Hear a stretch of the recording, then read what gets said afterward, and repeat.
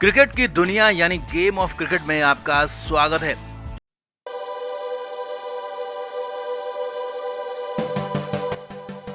भारत और न्यूजीलैंड के बीच world test championship का फाइनल मुकाबला 18 जून से खेला जाएगा और इसकी तैयारी बेहद खास है। अब तक होटल में ही बंद टीम इंडिया ने अब प्रैक्टिस भी शुरू कर दी है। जी हां, साउथहैम्पटन के मैदान में भारतीय टीम ने प्रैक्टिस शुरू कर दी है और पहली नजर में पिच जो नजर आई है उसने तो सभी को हैरान कर दिया, क्योंकि पिच बेहद खास है और इसी पिच को देखते हुए टीम इंडिया ने प्लान भी तैयार कर लिया है, खास तौर पर रविंद्र जडेजा और रवि अश्विन को लेकर। और खुद कोच ने इसे लेकर बड़ा प्लान बताया है, क्योंकि क्यूरेटर ने यानी कि पिच को बनाने वाले ने बड़ा बयान दे दिया है। तो क्या है टीम इंडिया का प्लान, कैसे अश्विन और जड्डू को लेकर हो रही है रणनीति की तैयारी, आपको बताते हैं। आप इस वीडियो को शेयर करें और कमेंट करके अपनी राय जरूर दें।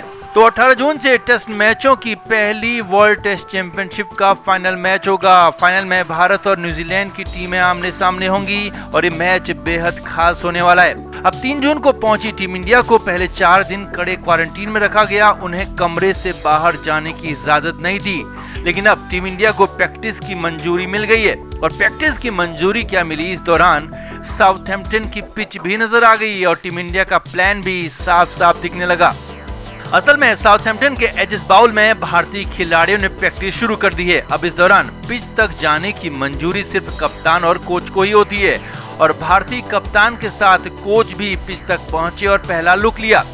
अब यहाँ पर हैरानी वाली बात ये थी कि पिच पर काफी घास नजर आ रही थी और ये घास बेहद हरी भी दिख रही थी। जी हाँ, पिच पर कई इंच मोटी घास की परत दिख रही है और इतनी घास पर खेलने का मतलब है कि WTC का फाइनल मैच पहले 2 दिन में ही खत्म हो जाएगा, चाहे टॉस कोई भी जीते। यही नहीं, भारत ही नहीं, न्यूजीलैंड के बल्लेबाजों को भी ऐसी पिच पर खेलना लगभग नामुमकिन हो जाएगा।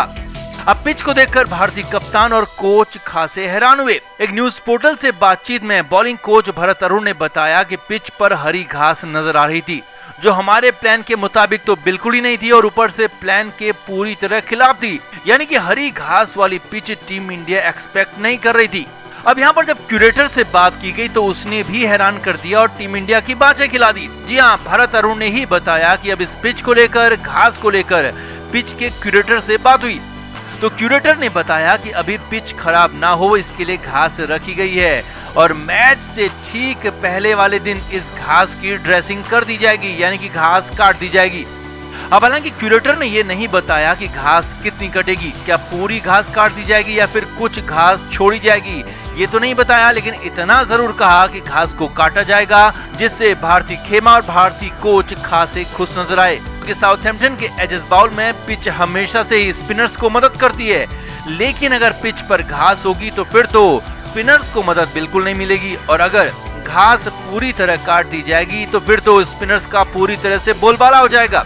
अब साफ हो चुका है कि घास को काटा जाएगा और ऐसे में बॉलिंग कोच भरत अरुण ने यह भी बताया कि टीम इंडिया की ताकत पहले सिर्फ स्पिनर्स होती थी, लेकिन अब भारत का पेस अटैक और स्पिन अटैक दोनों ही ताकतवर है और दोनों पर टीम को भरोसा है। लेकिन अगर घास काटी जाती है तो ये टीम इंडिया के लिए फायदे का सौदा होगा। अब ऐसे में घसियाली पिच मिलती है तब भी और घास काटी जाती है तब भी टीम इंडिया का ही पलड़ा भारी रहने वाला है। यही नहीं, कोच ने साफ साफ इशारा दे दिया है कि अगर घास काटी जाती है तो फिर तो रवि अश्विन और रविंद्र जडेजा दोनों ही खेलेंगे। जी हाँ, अश्विन जडेजा दोनों ही फाइनल मैच खेलेंगे और स्पिन का तड़का लगाएंगे, जबकि अक्षर पटेल और सुंदर को बेंच पर बैठना होगा।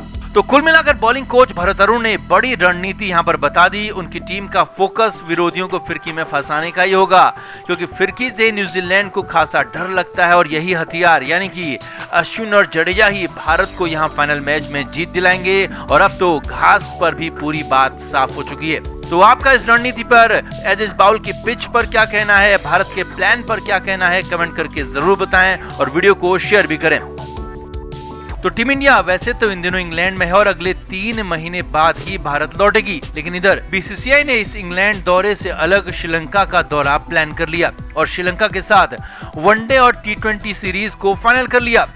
अब सीनियर टीम इंग्लैंड में है और क्वारंटीन के नियम बेहद कड़े हैं, तो तय माना जा रहा है कि यहाँ भारत की दूसरी टीम जो कि B टीम होगी वही टीम श्रीलंका जाएगी।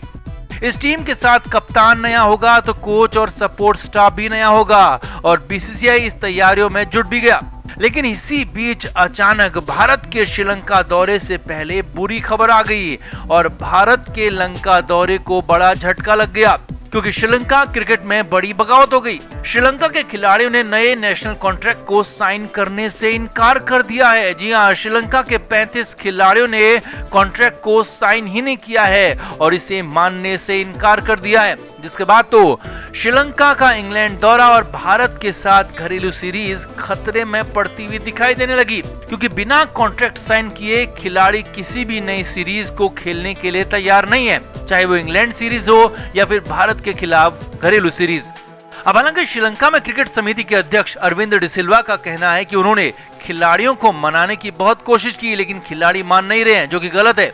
उन्होंने कहा कि श्रीलंकाई खिलाड़ियों को अपने खेल पर ध्यान देना चाहिए, ऐसी बातों पर नहीं, मगर इससे लंकाई खिलाड़ियों पर कोई फर्क नहीं पड़ा और साफ साफ बगावत कर दी, बवाल मचा दिया।